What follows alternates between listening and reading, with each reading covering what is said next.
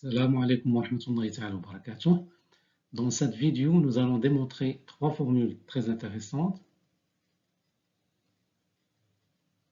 La première, quel que soit n un entier supérieur ou égal à 2, le cosinus de pi sur 2 à la puissance n est égal à 1 demi plus la racine carrée de 2 plus racine carrée de 2 plus 3 points d'extension plus racine carrée de 2 avec n-1 radicaux.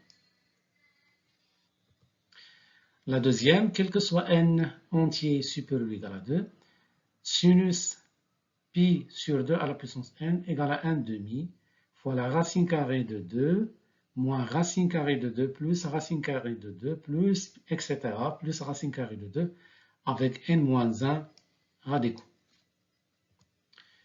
Et la troisième, quel que soit n entier, 1 moins 3 plus 5 moins 7 plus 3 points d'extension plus moins 1 à la puissance n fois 2 à la puissance fois 2 n plus 1 est égal à moins 1 à la puissance n fois n plus 1.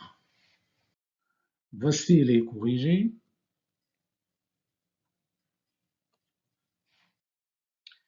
Alors on va démontrer la première formule, quel que soit n entier supérieur ou égal à 2, le cosinus de pi sur 2 à la puissance n égale à 1 demi fois la racine carrée de 2 plus racine carrée de 2 plus 3 points plus racine carrée de 2 avec n moins 1 radicaux. Alors on va faire une démonstration par récurrence.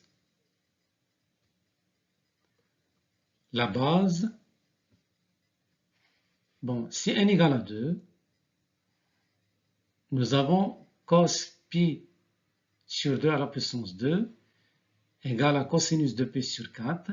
C'est racine carrée de 2, et racine carrée de 2, on peut l'écrire, c'est 1 demi, multiplié par racine carrée de 2. Bon, on a ici utilisé 2 moins 1 radical. Donc, la propriété, elle est vraie pour n égale à 2. La récurrence, alors prenons un entier n supérieur ou égal à 2 et faisons l'hypothèse que cosinus de pi sur 2 à la puissance n est égal à 1 demi fois la racine carrée de 2 plus racine carrée de 2 plus 3 points plus racine carrée de 2 avec n moins 1 radical. Alors maintenant, on va le démontrer pour n plus 1. Alors on va utiliser la remarque suivante. C'est tout simplement pour pouvoir utiliser la formule du cosinus de 2x. Alors, on a pi sur 2 à la puissance n, c'est 2 fois pi sur 2 à la puissance n plus 1. Donc, la relation entre n plus 1 et n, la propriété pour n et n plus 1, on commence par ici. Tout d'abord, on doit remarquer que pi sur 2 à la puissance n, c'est 2 fois pi. Bon, normalement, on va simplifier par 2. Si on simplifie par 2, c'est-à-dire on va trouver que c'est pi sur 2 à la puissance n. Donc, on peut dire que le cosinus de cet angle, il est égal au cosinus de celui-là. C'est-à-dire que cos pi sur 2 à la puissance n est égal à cos 2 fois pi sur 2 à la puissance n plus 1. Alors ici, le cos de pi sur 2 à la puissance n est égal à cos 2 fois pi sur 2 à la puissance n plus 1. On va appliquer cette formule. On sait que le cosinus de 2 alpha, c'est 2 cos au carré de alpha moins 1. Et donc ici, on va remplacer le cosinus de 2 fois pi sur 2 à la puissance n plus 1 par cette expression, c'est-à-dire 2 fois cos au carré de pi sur 2 à la puissance n plus 1 moins 1.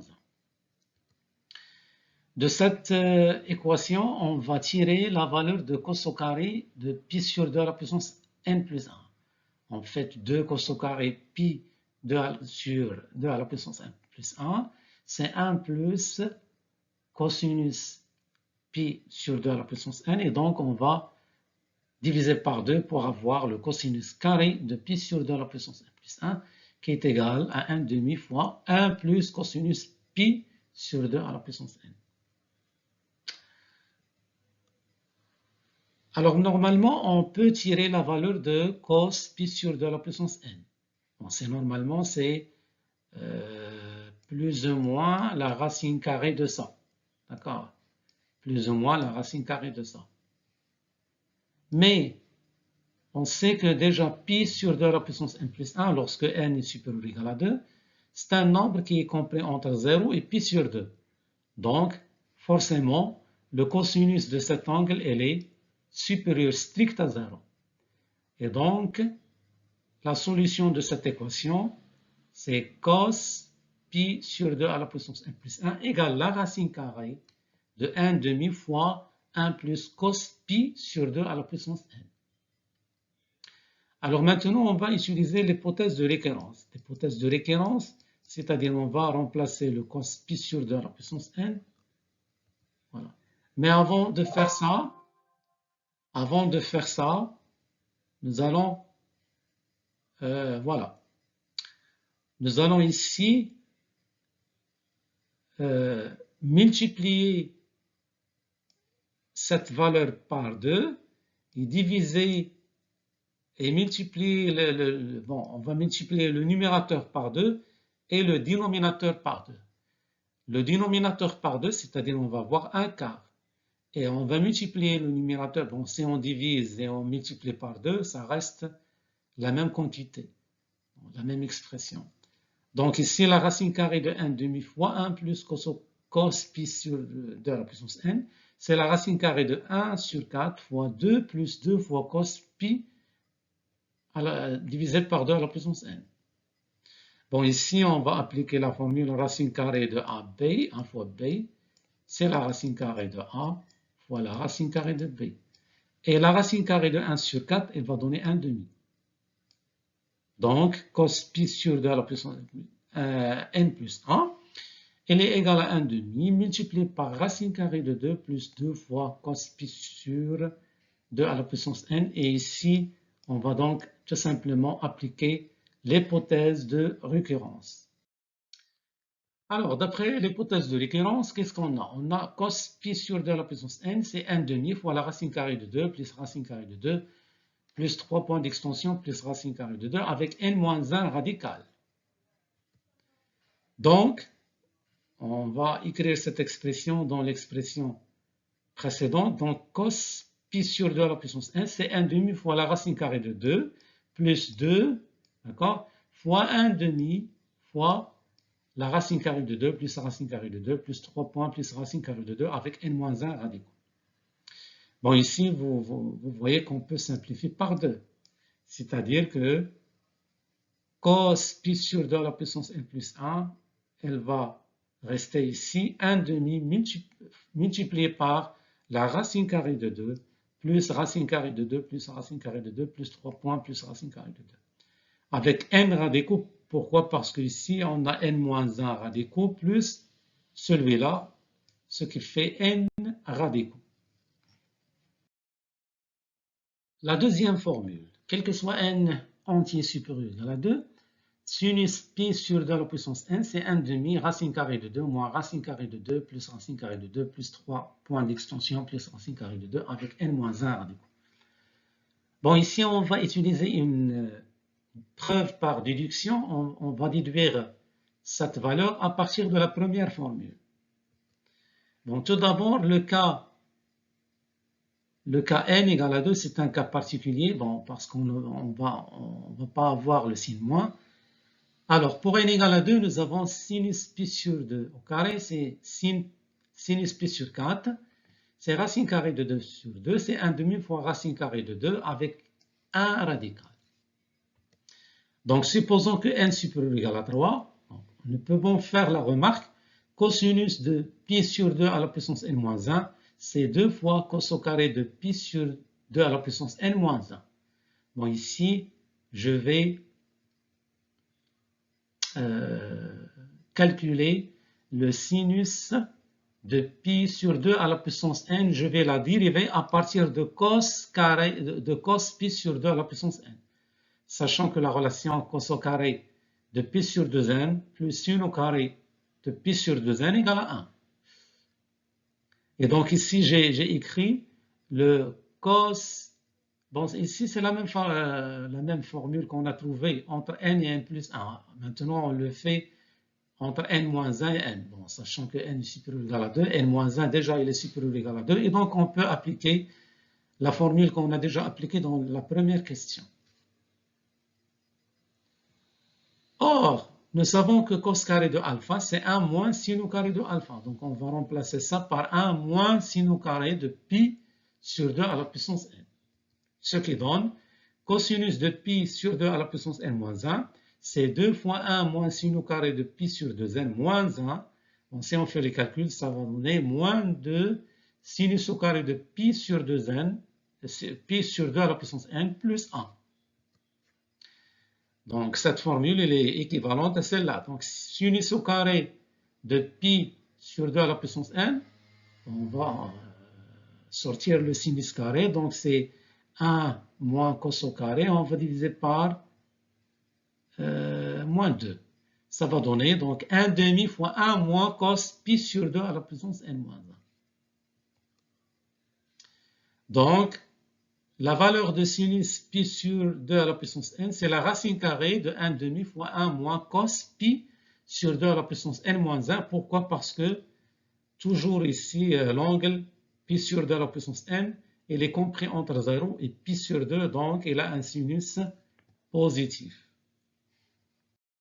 Donc, on peut dire que sinus pi sur 2 à la puissance n, c'est la racine carrée de 1 sur 4. Bon, la même chose, je vais multiplier le numérateur par 2 et le dénominateur par 2, ça va donner racine.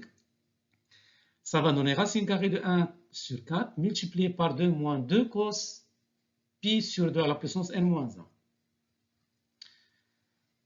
Ça va donner donc, c'est racine carrée de 1 sur 4, c'est 1 demi, fois la racine carrée de 2 moins 2 fois cos pi sur 2 à la puissance n moins 1. Bon, ici, je peux appliquer la formule précédente parce que n moins 1 il est supérieur ou égal à 2. Bon, d'accord.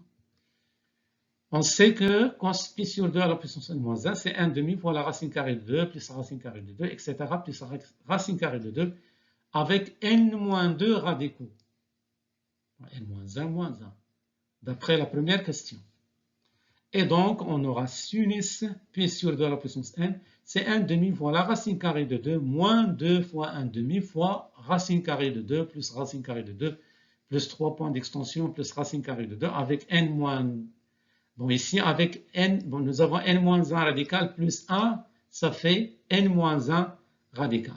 Bon, ici, on peut simplifier par 2, donc ça reste le sinus pi sur 2 à la puissance n, c'est n demi fois la racine carrée de 2 moins racine carrée de 2 plus 3 points d'extension plus racine carrée de 2 avec n moins 1 radicaux.